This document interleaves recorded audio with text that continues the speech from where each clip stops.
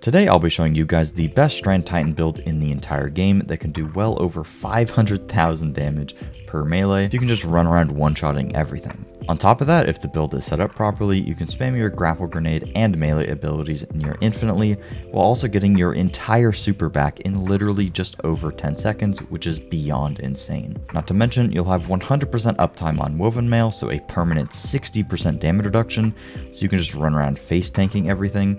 And every single time that we get a kill, we're going to full heal, giving this build ridiculous survivability. Strand Titan is probably my favorite Strand build to play because you can truly just spam your melee abilities 24/7, blowing everything up, and it's just an insane amount of fun. Real quick, a big thanks to today's sponsor, War Thunder. War Thunder is an amazing free-to-play vehicle combat game with vehicles so intricately detailed and immersive, it's honestly extremely impressive. There's over 2,000 helicopters, tanks, planes, and ships that you can pilot and control, with a collection of vehicles spanning over 100 years of development from the 1920s to the present day, with my favorite being the incredibly powerful MiG-29 jet. With the ability to customize and decorate your vehicles, you can camouflage and place detailed historical markings anywhere on your machine, truly giving you the ability to make it your own. Not to mention the 4K graphics and authentic sound effects, it is one of the most immersive games that I've ever played. And honestly, that's probably my favorite part about the game. It just looks and sounds so beautiful, creating the perfect atmosphere. Play now for free on PC, Xbox, or PlayStation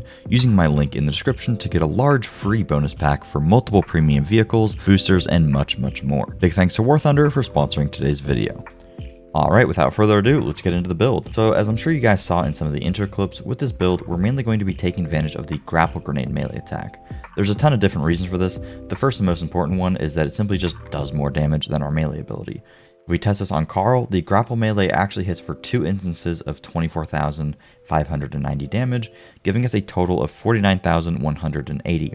While our melee ability only does 1 instance of 32,376 damage. This means that the grapple melee does roughly 52% more overall damage than the charge melee, which is pretty substantial. The charge melee does have multiple charges, but the grapple melee is significantly easier to reduce the cooldown of, not only with our mods, but mainly with one of our fragments, which gives us our entire grenade back in just a few seconds. Of course, we'll talk more about that later, but on top of all those reasons, using the grapple melee for some reason counts as both a grenade and a melee kill, making it particularly broken with certain mods. For example, you can see that every single kill that I get with the grapple melee is going to be spawning 2 orbs of power, and that's because I'm using both heavy-handed and firepower. So every time we get a kill with the grapple grenade, it's counting as both a melee and a grenade kill.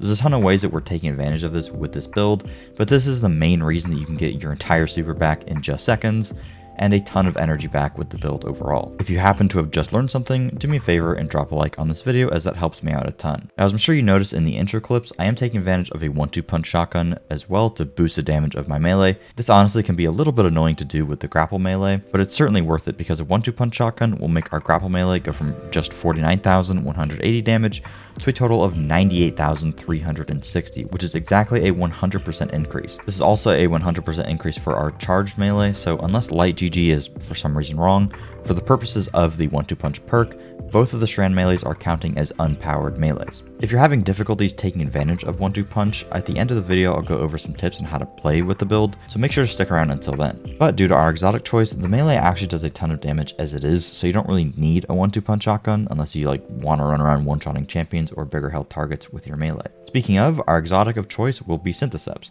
This gives us a massive damage increase to our melee when 3 or more targets are near us, making our grapple melee go from the previous total of 98,360 to a whopping 294,900, which is a 200% increase. Syntheseps also buffed the damage of our super by 50%, which is incredibly good, especially because of how often we're able to use our super.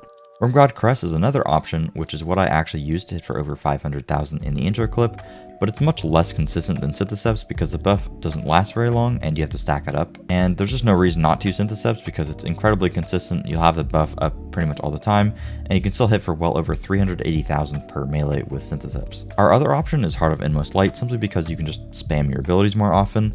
But honestly, I think it's a little bit overkill at this point, because if you set the build up properly, you can have your abilities back super frequently anyways, and I'd way rather just have a 200% damage increase to my melee than be able to melee a little bit more often. When it comes to the aspects, we only have 2 options, so it doesn't really matter.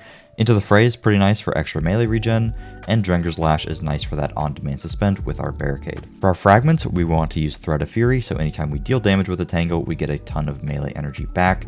This actually scales based on how many targets you hit, so you'll get more energy the more targets that you end up hitting with the tangle, which is pretty nice because we'll be spawning a lot of tangles with our melees anyways. Next we have Thread of Mind. This is simply just so we can press our barricade more often for some more on-demand suspensions and more regen for our other abilities through some mods, but ultimately not a huge deal. This does, however, give us roughly 20% of our barricade back per suspended kill, which is pretty nice. Next we have Thread of Warding, which basically just gives us infinite woven mail because we're spawning orbs like crazy with the build, and permanent 60% damage reduction is just completely busted, so this is absolutely a must-have. We save the best for last with Thread of Generation. Anytime you deal damage, it's going to give you some of your grenade energy back. I've tested this pretty thoroughly, not going to go super in-depth with it, but basically as long as you're using something that shoots pretty quickly or hits multiple times per second, and also does decently high damage, you'll get your entire grenade back incredibly quickly. While if you use something like a sleeper simulant, even though you're doing a ton of damage, you'll hardly get any grenade regen back at all. So to best take advantage of this, just stick to fast firing weapons or things that do multiple instances of damage at a time. Alright, now let's take a look at our mods. You can certainly just screenshot this, whatever. I'll also have a dim loadout link in the description. I do think it's interesting to know exactly how all the mods work and the values that they give, but whatever. Let's go piece by piece and I'll talk about how all of them work. The mods is really what takes a build from like a 10 to an 11, so definitely recommend watching this bit. So for the helmet, we're going to be using Ashes to Assets with Hands On. Ashes to Assets is going to give us a ridiculous amount of super energy, and because our grapple melee counts as both a melee and a grenade kill, we're getting a crazy amount of super energy per kill with just these two mods. However, if you absolutely needed heavy ammo finder or something, or you're getting flamed for not having heavy ammo scout on, the one that you'd want to take off is Hands On because this gives less percent per kill than Ashes to Assets does. And then of course we have a Void Siphon because we're going to be using Void weapons with this build because Void weapons are busted with volatile rounds, and this will just spawn extra orbs, of course. For the gloves, we of course have heavy-handed and firepower like I mentioned earlier, so every single time that we get a kill, we're going to be spawning 2 orbs per enemy, which is very, very good, not only for super regen, but also for some of our other mods. Then we have impact induction, where anytime we cause damage with a melee, it's going to reduce our grenade cooldown. Our primary goal, of course, is to be able to grapple melee as often as humanly possible. And impact induction is perfect for that because it's going to reduce 20% of our grenade cooldown every single time that we deal damage with a melee attack. It is on a 7-second internal cooldown though, but ultimately this is probably the best thing that you could put on your gloves. When it comes to the chest, I just went for 3 damage reductions here: melee, concussive, and sniper. Pretty simple. Depending upon what you're doing, you could swap out one of these, and if you have low resilience, you could plop on a Font of Endurance instead. For the boots, this is where things get pretty interesting. Look, my boots are only 4 out of 10 because these mods cost nothing. Whatever. I have 1 Void Weapon Surge just so my Void Weapons do 10% increased damage. And then I have Innervation, so anytime we pick up an orb, it's actually going to reduce our grenade cooldown by a whopping 10%. But every single time that we get a kill with our grapple melee, we're going to be getting 2 orbs of power, right? So this is going to give us 20% of our grenade back, and we're getting 20% with impact induction. So just from our mods, we're getting 40% of our grenade back literally instantly. Then we have recuperation, which I think is a 70 or 60 HP heal whenever you pick up an orb of power, and because we're spawning 2 orbs, we're instantly full healing every time we get a kill, so also very good. Certainly if you feel like the grenade cooldown reduction is a little bit overkill, you could swap Innervation to a second Void Weapon Surge, or you could even swap the Void Weapon Surge to something like Invigoration to be able to spam your charge melee even more. For our cloak, we have Outreach, which is going to reduce our melee cooldown whenever we use our barricade by 12%. This is also going to do the same thing with Bomber, but for our grenade. So 12% cooldown reduction there as well. And Distribution is a 4% cooldown reduction for all abilities. So literally just by pressing our barricade, we're reducing our melee and our grenade by 16%. We're getting 16% of it back roughly, which is really good. When it comes to stats, you only really care about getting your resilience to 100. Discipline is nice just so you can spam the grapple more, but with our fragment and all of our other cooldown reduction, it's a little bit overkill. You can make the argument that it's probably better to go for like 70 discipline, 70 strength or something like that, but honestly I just wanted to spam the grapple as much as humanly possible. You could even make an argument for some recovery, but I would recommend going for resil, discipline, strength, and then recover, something like that. When it comes to the weapons, you have a lot of options here. I always am going to go for Void this season because Volatile Flow is just so strong. Having a demolitionist weapon such as a corrective measure is very, very good so that you get even more cooldown reduction on the grenade, so you can truly spam it like a madman.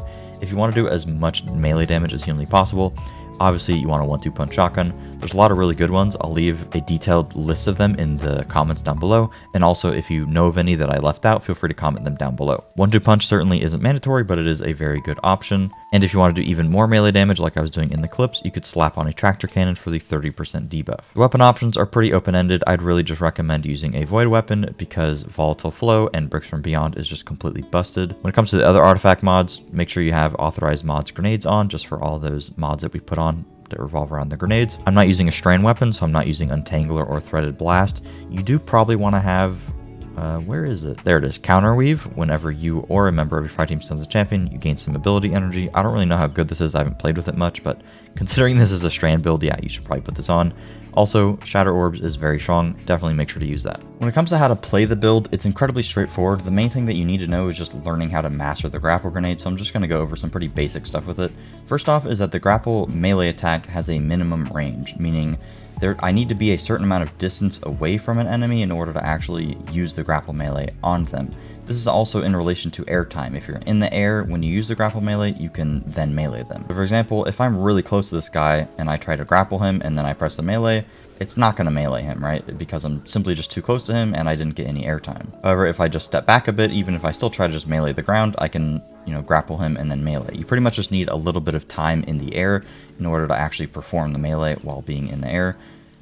Otherwise, you're just going to normal melee and you're not going to have a good time. Hopefully that makes sense. In order to most take advantage of this, or to make it easier for yourself, just try to aim the grapple in the air so that you guarantee yourself enough air time so that you can just press the melee immediately afterward. And that's exactly how you want to take advantage of a 1-2 punch shotgun. So I'm just going to show you guys exactly how you want to use it. It's a little bit annoying because with a 1-2 punch you need to hit all of the pellets. But basically you just want to aim the grapple pretty high so that you have a lot of air time to then aim down sights, shoot the guy, and then press the melee still. If you aim really low, you're simply just not going to have enough time to do it. So, alright, this is a little annoying. So I'm going to aim my grapple pretty high, let go, shoot, and then press my melee. And as you can see, I took advantage of it and nearly one-shotted him. Didn't have the tractor cannon buff, but yeah. If you aren't aiming high, like I mentioned, you're simply just not going to be able to have enough time to 1-2 punch, and a lot of the time it's just less consistent with using the build.